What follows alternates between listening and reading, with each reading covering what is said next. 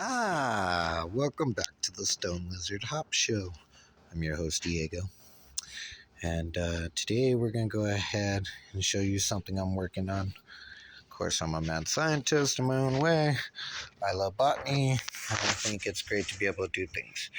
Um, this is just a tester. This will be the two-sided one. I'm going to do a four-sided one. But the trick is, how do I get the most plants out of what I'm doing for the smallest amount of space? Some of you have patios.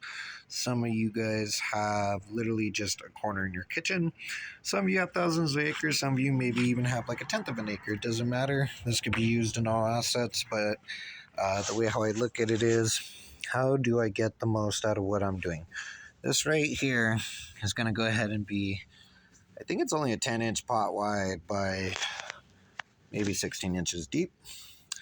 And I had built this out of, as you can see, little 2x flats. Home Depot was having a wicked sale a while back. How to get them. So from here, as you can see, the wood's not treated, no Kim. And these holes are going to become ports to grow stuff out of along the way. This one in IE specific is going to be shard. Right here, I've already packed it full of soil from our episode of Good Soil on mycelium. That was just the previous episode. And in here, as you see, we got some worms. Why would I want worms in there, you say? Well, those worms are going to create drainage up and down, and they'll use this as a breeding rack along the way. So I'll develop tons of babies along the way. And if I put this in my garden, those babies can escape, or I could just dump out the pot and just go ahead and get all the babies at the end of the season. But I like to put in several worms per anything I do. And the reason why is worms are one of the most important things for soil. They help you with breakdown, mycelium, aeration. I mean, it's a beautiful type of animal. Very misunderstood. But as you can see, we got this set up. I'm going to end up poking a hole through here. I'll run a cotton wick. And then from there, what I'm going to do is I'm going to attach this vessel with this, and this will have a piece of irrigation hose attached to it with the cotton wick. That's going to place into here. That will feed down the way through here.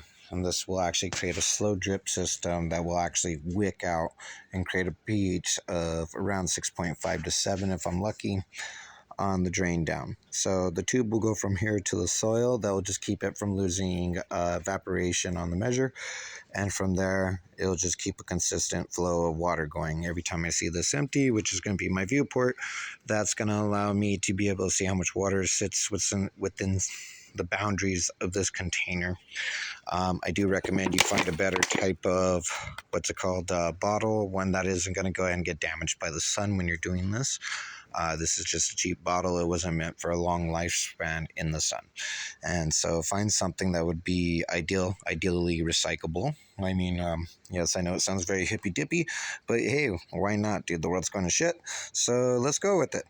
At that point, from there, this is going to run down, feed in, and much like how you see the hammock right here, this will be a wick that will run down through here, and this will create that flow. The blue would be the water, the white being the wick, going up and down.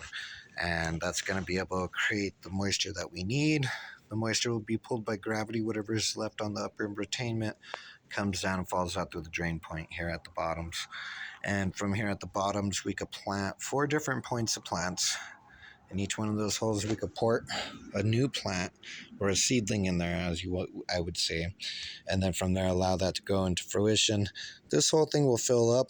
I'll just bust this loose off of one piece all the way down with the handy pry bar. And from there, I can just slide out the strip, throw it to the chickens. They'll be able to take whatever's left of the worms, or I can recycle it into my compost bin, allow the worm castings that are left into it that I didn't collect to be able to start up a whole wormology inside there. So these are important tips that you could do, and this is just based off of a simple little build like this. I mean, you could do a lot with this. I could go ahead and get literally, I see about 12 plants, 13 plants I could easily yield from this whole little thing right here using only 10 inches of space from the ground. Remember, if you don't have the space out wide, go up. And subscribe for more, and continue to follow me. It's not just about plants. I also do like rocks and other cool stuff. So yeah, follow and enjoy.